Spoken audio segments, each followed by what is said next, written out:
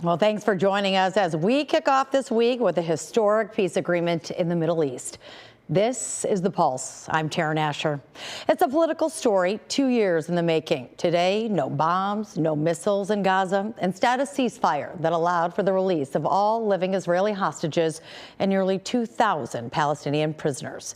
President Trump credited for the peace deal, but the big question, what happens next to keep the peace? Oakland University political science chair Peter Trumbore takes us inside the deal and a possible path forward. And when it comes to how much the U.S. should be involved now, congressional leaders Dingell and Tim Walberg weigh in. And as the government shutdown enters its third week, we'll also talk about what is really standing in the way of an agreement and what Congresswoman Dingell just introduced that may make air travel more smooth in the meantime. But first, a big focus on those topics tonight. But right now, we want to run through some of our other big stories we're working on this hour. Attorney General Dana Nessel is joining 2 lawsuits challenging President Trump's deployment of the National Guard in Chicago and Portland. She calls the move unlawful and unconstitutional, saying the cities aren't facing crises, just political retaliation.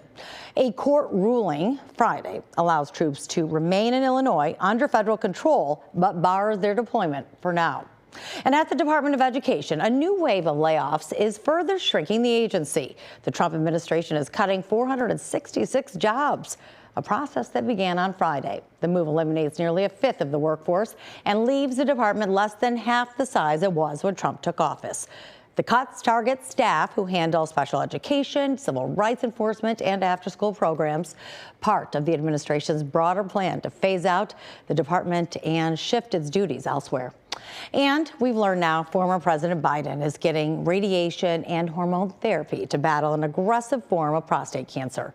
A spokesperson confirmed this over the weekend. Biden's office announced in May he'd been diagnosed with the disease and it spread to his bones. The 83-year-old also had surgery last month to remove skin cancer lesions on his forehead. All right, let's zoom out on the government shutdown. With lawmakers out of town for Columbus Day, there was no vote to reopen the government on day 13 of the shutdown. Democrats are still pushing to extend Affordable Care Act subsidies and reverse Medicaid cuts, while both sides remain far apart on a deal. And the Education Department isn't the only agency facing job cuts. The Trump administration plans to lay off more than 4,000 federal workers Friday, with the vice president warning more could follow. All as the political blame game continues to drag on.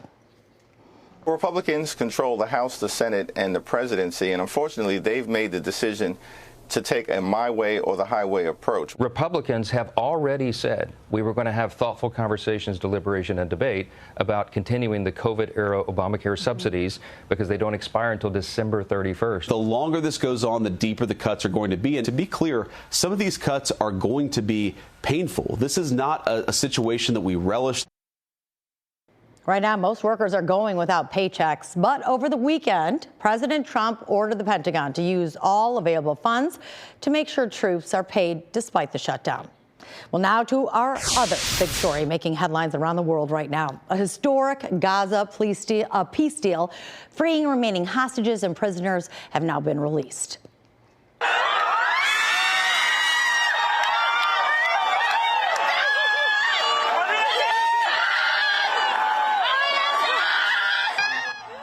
Celebrations and an emotional scene as 2 of the hostages are freed and reunited before going to an Israeli hospital for evaluation.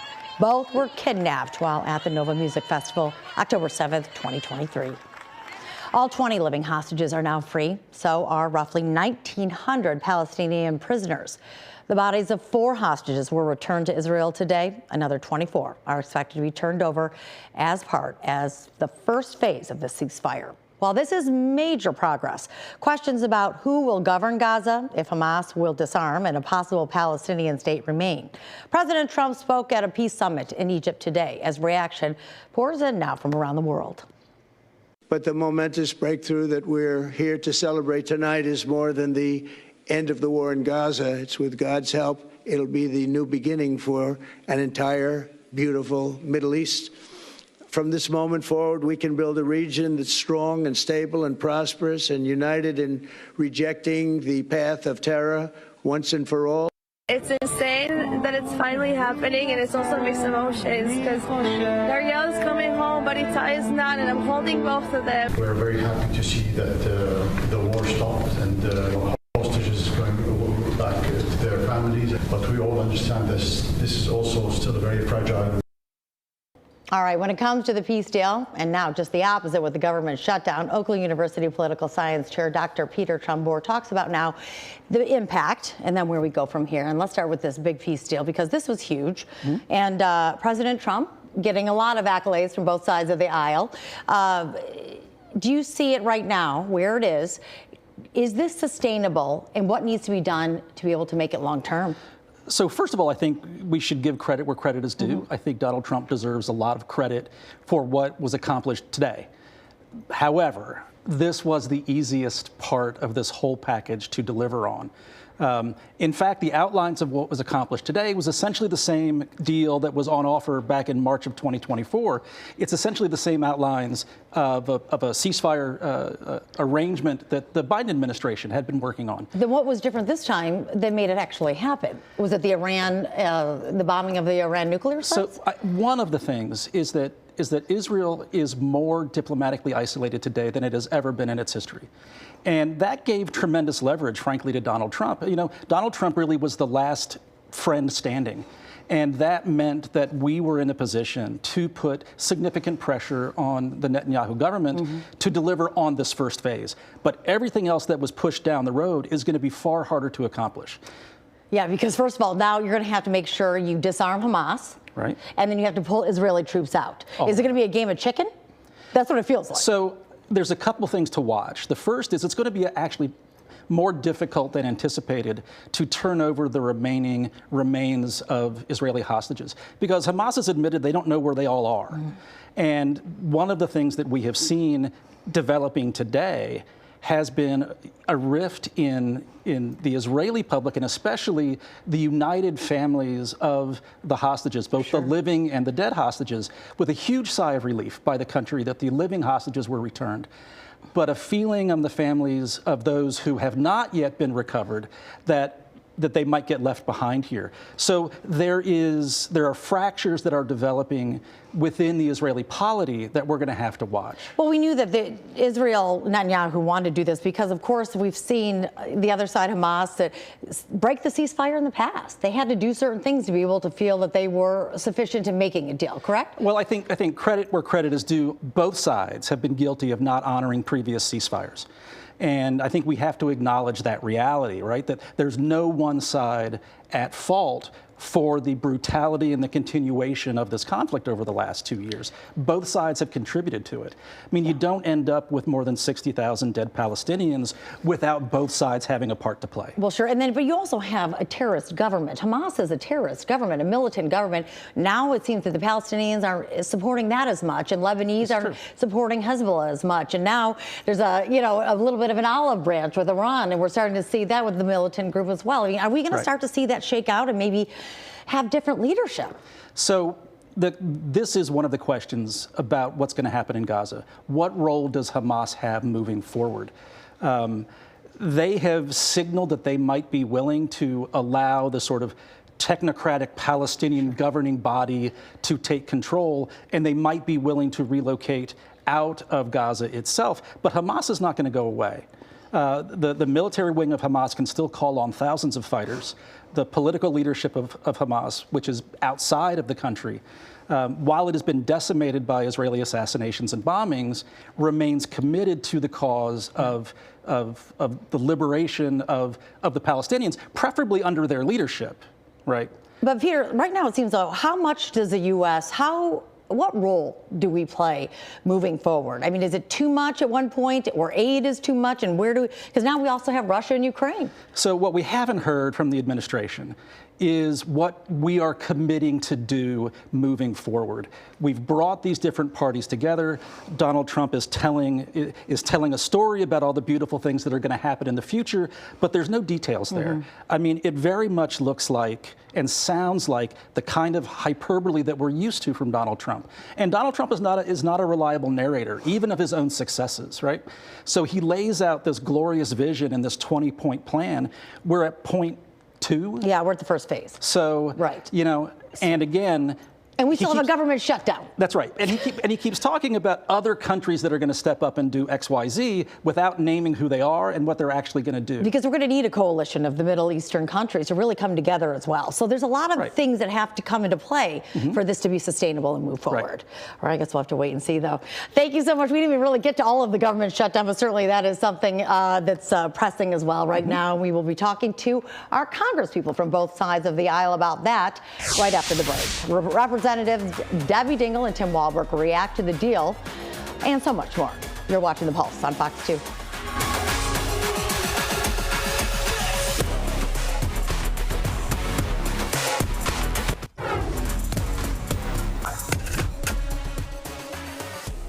Well, back now on The Pulse, looking at all things people, power, and politics. And here now with a reaction to this historic peace deal between Israel and Hamas. In Studio C, we have Democratic Congresswoman Debbie Dingell and live via Zoom, Republican Congressman Tim Walberg. And we appreciate you both being here with us. This was a big deal, and President Trump is being credited. How are you feeling about that? Does he deserve all of the accolades that he is getting at this point for this peace deal, or are there more involved there?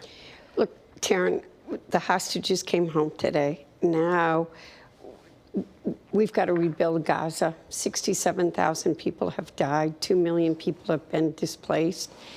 I have to say that President Trump held Netanyahu accountable to get to where we are today.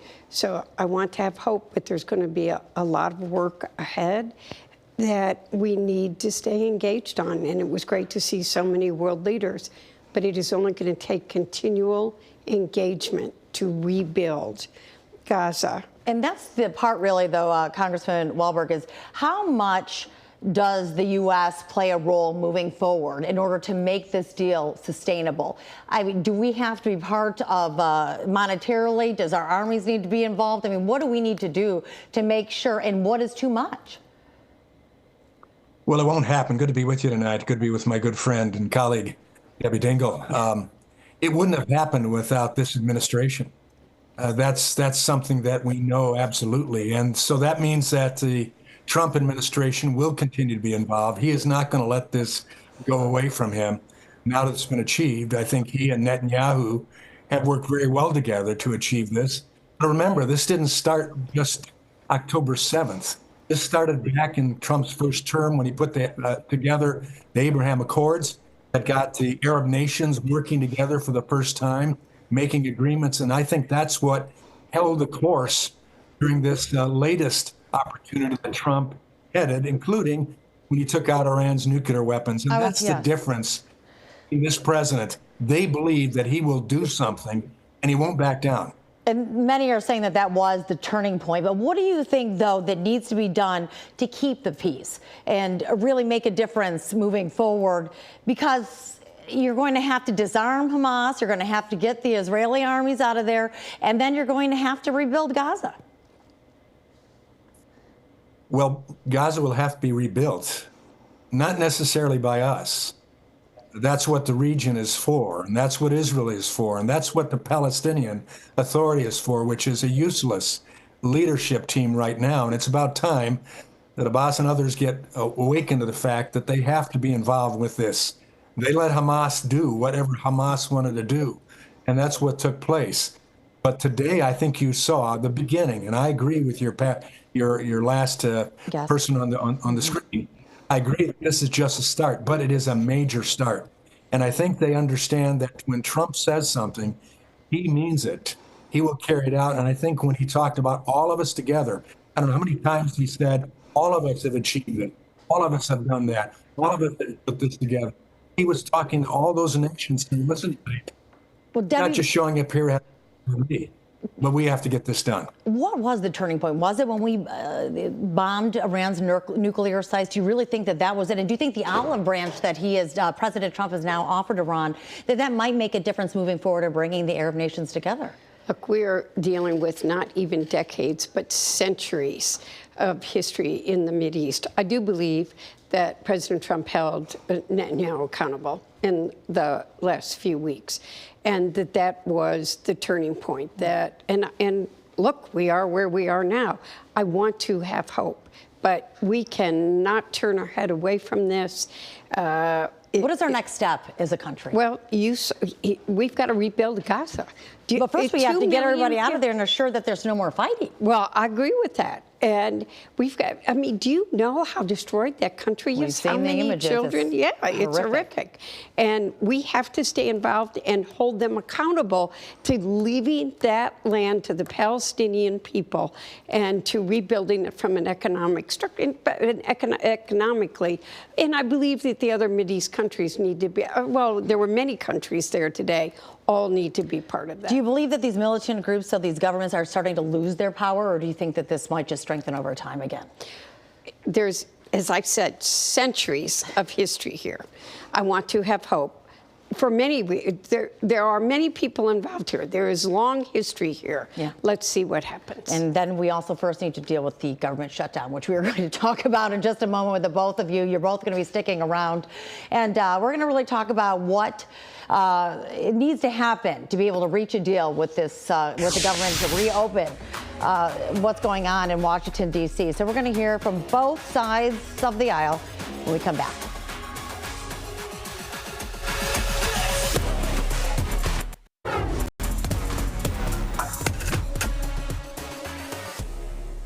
It is People, Power, and Politics. Welcome back to Detroit's only nightly political talk show, The Pulse. And here with us now to talk about where things stand with the government shutdown is we have Democratic Congresswoman Debbie Dingell and Republican Congressman Tim Walberg. And we're grateful for both of you being here today and taking on our very big topics. But we're 13 days into this government shutdown, no end in sight. Why don't you both tell me, what is the major sticking point? What is standing in the way? Well, the votes are in the Senate right now. Speaker Johnson has not called us back to be in Washington for more than 3 weeks, though Democrats are returning to Washington because we are ready, able, and willing and want to go to the table. But for us, it's about health care, pure and simple. Tim and I have very different perspectives on the previous legislation that was passed, and I'm very concerned, especially having sat with my mother in a hospital for a week last week and the number of people that came in and shared stories. But the Affordable Care Act, the exchange opens on November 1. People are getting their premium notices now. And if the Affordable Care Tax Credit is not extended, it is going to more than double people's insurance premiums. It is really going to hurt working men and women. And to take someone in my district, a couple making $82,000, 60 years old, their insurance is going to go up by $11,250, a 164% premium hike. Tim, is there a way to meet in the middle on that? I mean, we hear just how it seems like one extreme to the next when it comes to our health care and what people are dealing with, but yet that is the biggest sticking point for the Democrats. Is there a way, do you believe, to meet in the middle? Well, that wasn't a sticking point in the House because the House Appropriations Committee agreed to the fact when we came forward that they wanted two things. The Democrats wanted two things. They wanted short-term CR and it had to be clean. Mm-hmm. No additions, no subtractions. But they said that it doesn't matter unless health care is given back in it. But they did not bring that health care issue up. That doesn't take place until December. So that wasn't even part of this budgeting process. We are willing to negotiate on that. We are willing to talk about better ideas for health care, even than continuing a COVID era Obamacare fix, a subsidy to insurance companies for 20 million people out of 320 million in this country. That's what we're talking about, shutting the government down. And you wanted to open it up temporarily, and you asked lawmakers, their congresspeople, to do that and to vote on that, but yet that didn't happen. And now we're approaching possibly, we might be dealing with the longest shutdown ever. And the people are the ones that are suffering. We voted to keep it open. 99% of all the Republicans in the House voted to keep it open. Then we go to the Senate. 99% of the senators, the Democrat senators, vote to keep it closed. 8 times they voted to keep it closed. You can't negotiate with a closed government. We can move forward and negotiate on all this health care. It could have been done. Debbie and I voted on that bill back on September 19th. I voted to keep the government open. Debbie voted to close it. And then the Senate took it up, and they voted to keep it closed under Chuck Schumer's cloture vote, which doesn't even allow a vote on the bill. It's simply a vote to bring it up, and they've kept it from coming up 8 times. Go ahead, Debbie. Now, we're willing to on anything. Go ahead, Debbie. Anything. Tim, I didn't vote to close the open government. I just didn't vote for that continuing resolution because we needed some changes to it. And, you know, we had to be But in you the voted week for of that July same- 4th. Oh, I did vote against it because I want health care. You voted for that same one in March. You voted for that But same one in March. we didn't have and affordable care tax credits expiring. And we had to be in the week of the 4th of July. So billionaires whose tax you breaks bring don't that up. expire to December 31st either could get those tax breaks by nobody July brought that up. 4th. But look, But nobody brought that issue up until it came to the Senate. Nobody brought that issue up, Debbie. You know that. That well, wasn't we've part got of legislation. I was dealing with people in your party about legislation on it. Well, here's the deal. Now we have people, thousands and thousands of people without paychecks and furlough. I am worried about that. And we have in the air traffic controllers not showing up and TSA agents putting people at risk. You actually introduced a bill to have them be paid. Where does that stand? Well, I think that there are a number of bills. So I led that one because there's separate bills to pay the air traffic controllers who, you know, already have very high stress jobs. I met with them the week before last, and they're tired of being a ping pong ball. I think Tim and I would agree on that. We've got bills that would pay the military. The president made the decision and told the Pentagon to pay them this Wednesday. There are people that are still working that are worried about mortgage payments, car payments, daycare, TSA workers who can't afford, they're going to get fired if they don't go to work, but they can't afford to put their child in daycare. And Tim, how can we expect people to show up for work if they're not going to get paid? Well, you'll have to ask Chuck Schumer that because I voted to keep them paid.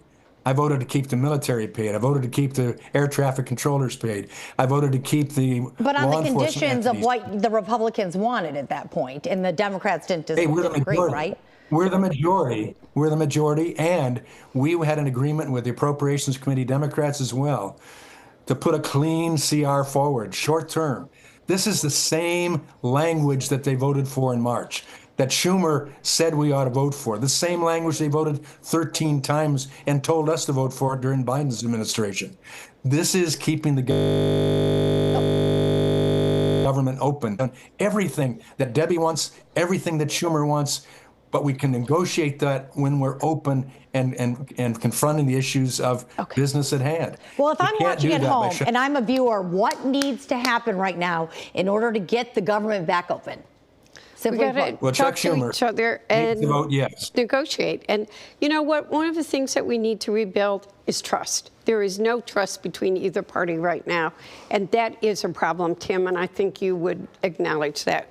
Our 2 chiefs of staff are married, so we talk to each other, but we don't talk to each other enough in either party, and that's another problem. The president met for the first time with Democratic leadership just 2 weeks ago. He had never met with them, and he's been president since January. Well, something seems that it has to give, and the American people are suffering in the meantime. So I guess we can just hope for a resolution sooner than later, though. Congressman Walberg, thank you so much. Congresswoman Dingell, thank you, too. We really appreciate all your insight. And that is The Pulse for tonight. Thank you for joining us. I'm Taryn Asher. Have a great night.